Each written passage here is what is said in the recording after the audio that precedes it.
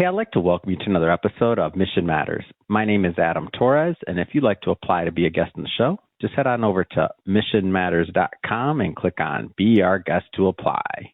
All right, today I have Hanky Simon Wong on the line, and he is a member of the board of advisors at Apis Core Inc. And this particular interview is also part of our Milken Global Conference series, where each year we highlight the best of attendees, guests, speakers, VIPs, attendees, and panelists, all of the above and more that went to the Milken Global Conference in Beverly Hills. And first thing first, Simon, welcome to the show. Thank you for your time. It's been a while since I saw you, so yeah, time flies, but all good stuff there. So I understand that you attended the Milken Global Conference this year in Beverly Hills. Have you been to the conference before? Is this the first time? Give us a little bit of the background of your history with the organization. Yeah, so I've been a repeating attendee. Actually, I've been attending all the global conference since 2018. Wow. So I'm part of the Milken Institute Young Leader Circle. So ever since I'm a member, I've been pretty involved, with a lot of the conference, not only just the global conference, but also for the regional, whether it's Abu Dhabi, whether it is in the health conference in Washington, D.C., or Asia Pacific in Singapore. So I've been pretty much I would call it religious attendee in a sense. And it's also great, to interact with other members from the Milken Young Leader Circle, because there's a lot of, good people over there from very diverse backgrounds. Yeah. So they're also very interesting, folks. It's not a traditional finance, folks, that you will interact with. So I love going to the global conference. And for me, going to the global conference is number one, there's always, some of the brightest, and the most influential folks, right, obviously in the conference. That's one, right, it's a place, it's a forum to be. And then obviously they are also there to also share their idea, creating new opportunities and for potential collaboration. But for me, on top of those, it's really just, it's an opportunity to catch up with old friends, because after being attending for this global conference for so many years, there are definitely friendships, and network that is being built. And it's, sometimes I don't necessarily able to see them, after the last conference. So it's also a great way for me to reconnect and to groom that friendship over time. And go ahead. Talk a little bit about the Young Leaders Circle, I believe you called it. What's that all about? I'm not familiar. Mm-hmm. Yeah, so Milken Institute, obviously they have many different social objectives. Number one, they have the Fast Cure on the medical side. It has the Milken Scholar program, which is, really helping out the high school students, to become upcoming leaders, on their own right. And then there's a lot of other things from the Food for Medicine and all the other financial credit and accessibility. But then one key thing that the Milken Institute also has created is called the Young Leaders Circle, which is they recruit 300 of the brightest minds in their own specific field, but they also have a lot of social and philanthropic contributions into it, and it is across around the world, whether if we have a chapter in New York, in Los Angeles, in Singapore, in Abu Dhabi, in London. So it's all over different geographical locations. And one thing that ties us in common is, I believe, not only that we're good at what we do professionally, but we are love to be able to help out and collaborate. I would call everybody in the lab great networkers, because everyone understands that it's great to be great in your own field, but it's also very important to expand horizontally to outside of your field and expand that network. And now you also mentioned that you've traveled and you go to many of the different conferences and or events worldwide. Talk a little bit more about that, because I've only been to I call it, and the main event is the Beverly Hills conference. I believe that's the biggest one, the main global conference, but I've only been to that. Will talk a little bit more about some of the other ways to get involved and some of the other conferences worldwide, because that's interesting. Yeah.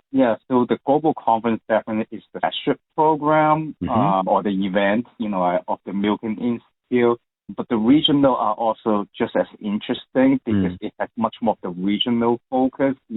For example, in the Middle East and North Africa Global Regional Conference, which happened in Abu Dhabi, typically around, like November or December of each year. It's a shorter format, but it has the attendees are much more geographical based, right? So like there are much more of the folks, whether they are from UAE, whether from Qatar or from Saudi Arabia or even from other countries in Africa. They are all around there, and the topic also changed. As you may aware, the global conference, it has very much wide variety, right? It really truly is global. Whereas the regional conference, if it's in MENA, they will talk much more specifically about, whether it's the private market or in the healthcare, etc. Definitely much more regional focus, but also with global view. So that makes it unique, right? And also it's an opportunity to able to see, folks that are specific from those areas. Same thing for the Asia Pacific conference, which is happening typically around September in Singapore, and it's also much more of the Asia focus. So it's a great way, to just diversify from a geographical focus and also different people attending the conference.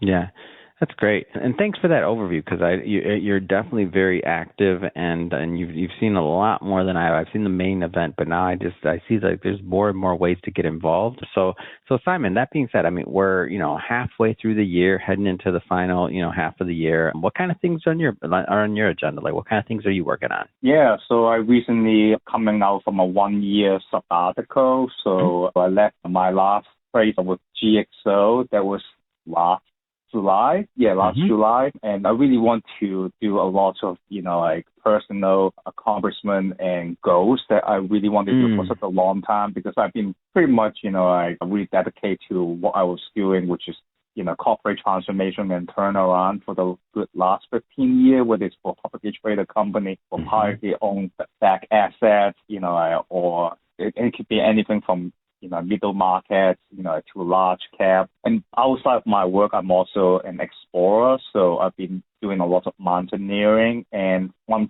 goal that I wanted to do is called the Explore Grand Slam, which is climbing the 7th summit, which is a tallest mountain on the continent.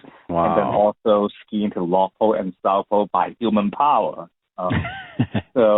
And a big part of that is to ski to the South Pole. I also want to ski the toughest version, which is from the coast of Antarctica. Simon, I'll tell you right now, listening to you talk, I just want to go to work, man. That sounds more work than going to work. Yeah, sometimes I call my vacation. I guess I call my vacation sometimes the vacation afterward. Go ahead, continue. I just had to say that.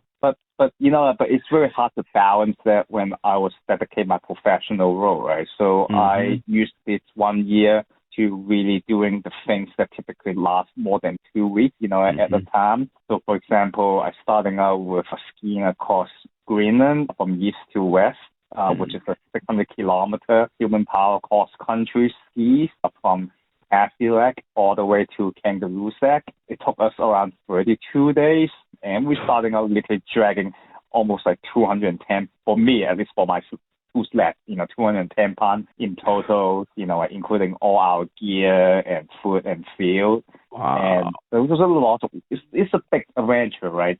That's not something that I was able to do if I'm working in a high intensity full-time position, especially in transformation, in things that are much fast-paced, right? So that was one, right? And I know that, I always want to do it for a long time, so I left GXO at the right time to able to do that.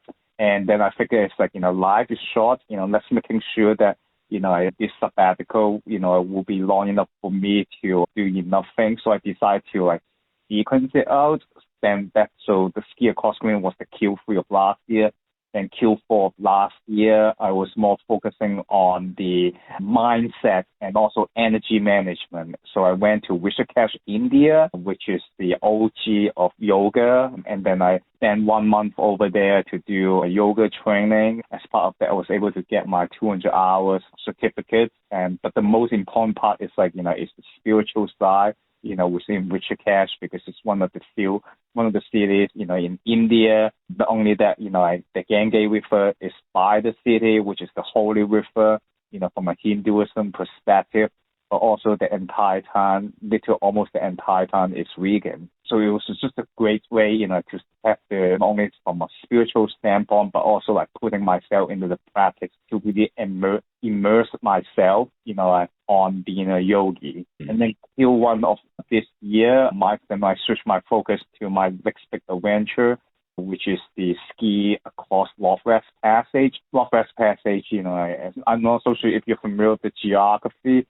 Up in Canada, if you go to Rockland, Canada, there's a lot of archipelago islands, right? In the Arctic Ocean, that's part of Canada. So during the winter time, actually majority of the year, probably almost like 8-9 months out of the year, the ice are frozen. So when it's frozen, then you can literally just ski, cross-country ski on top of the frozen sea ice. So as part of the adventure, we ski from Cambridge Bay all the way to Joe Haven. Joe is actually named after the Rome Amundsen ship when he became the first person to sail across the Northwest Passage. So we did that for around 3 weeks. And in both trip of Northwest Passage and Greenland, it's not just an adventure, it's actually also scientific expeditions.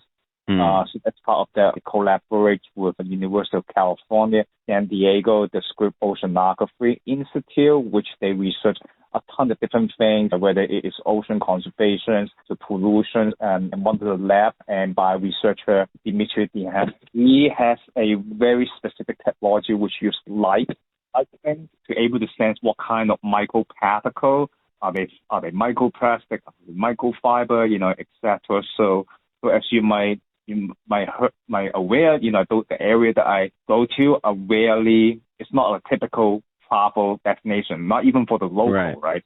So not many people really go into the inner side of Greenland or the frozen sea ice of Northwest Passage. So I was able to collect the ice sample and the slow sample. Once it's melt, then I can filter it. Then whatever the residual, send it back to the lab for the lab to really understand about the microparticle pollution out in the remote area. And so far, we have found a lot of different type of microplastic and microfiber, not from my clothes or from my gear. It's actually from the precipitation. So that tells that, the climate and the pollutions, has created more problem not only to our own society that we live in, but also in the remote world. So we're still trying to understand a little bit more about, what kind of things are in there for the research. Wow. Well, Simon, so I have to be upfront. This sounds amazing. And I'm like, if I ever took a sabbatical, could I do all those things? Man, that sounds, I don't know if I got it in me, but I love to see people like yourself, especially when I think about what you're doing in business and for businesses. So when I think about you going out there and really exploring like just that personality that it would take to put these type of trips together to get it done. And that's the kind of person I think you'd want on a turnaround of a business. So I love it. It's great. That being said, we're about out of time for this particular episode, but if people want to follow your work, I don't know if you have pictures on Instagram or otherwise of these expeditions and things you're going on. I mean, how do people follow you in your work in general? Yeah, that's a great question. I have not been updating my Instagram for the last half a year because it was intentional. Actually, after my yoga training, nowadays I don't post immediately. I want to take 3 to 6 months so that I can really process it before I post it. So I actually might start posting it very soon. Yeah, so Instagram is a great way. The handle is HK Simon Says, so HKSIMON SAYS. So those are the platforms that I typically share my experience. But I also start sharing it, through the LinkedIn, up in the future because as I'm saying, I'm ending my sabbatical. So big part of this sabbatical not only is adventure, being citizen scientist, energy management, but also is to use these skills because all those have a lot of inherent danger, right? Because I have not talked about the inherent danger of those trips, whether it's falling the collage, whether it's potential encountering polar bears. So there's a lot of planning and executions. So a big part of what I was saying, my part of career has been on the corporate transformation and turnaround, which will be soon again after the sabbatical as well. It's really ingrained that mindset. To train it not only in just where the big, medium enterprise or even in the startup world, but also, how we encountering with the environment. How do I personally, able to maximizing this type of mindset, literally leaving it 24/7 because the stake is I can potentially be killed or be endanger myself or to the team. So there's a lot of different types of stake. The stake is in the business side that you might just lose money. But now that, the opposite side, there's life and death situation. So it's really fascinating for me to really put into those mindset and put into work in different perspective and able to translate it across both fields. Yeah, I totally get it, and I think it's interesting, and I'm going to throw this out there. I feel like there's a book in the works. No, you didn't say that. I'm putting words in your mouth, but for everybody listening, just so you know, we'll definitely put some links in the show notes so you can connect with Simon, connect with him on Instagram. And speaking to the audience, if this is your first time with Mission Matters and you haven't done it yet, hit that subscribe or follow button. This is a daily show. Each and every day we're bringing you new content, new ideas, and hopefully new inspiration to help you along the way in your journey as well. So again, hit that subscribe or follow button. And Simon, thanks again for coming on the show. Thank you, Adam. It's been a pleasure.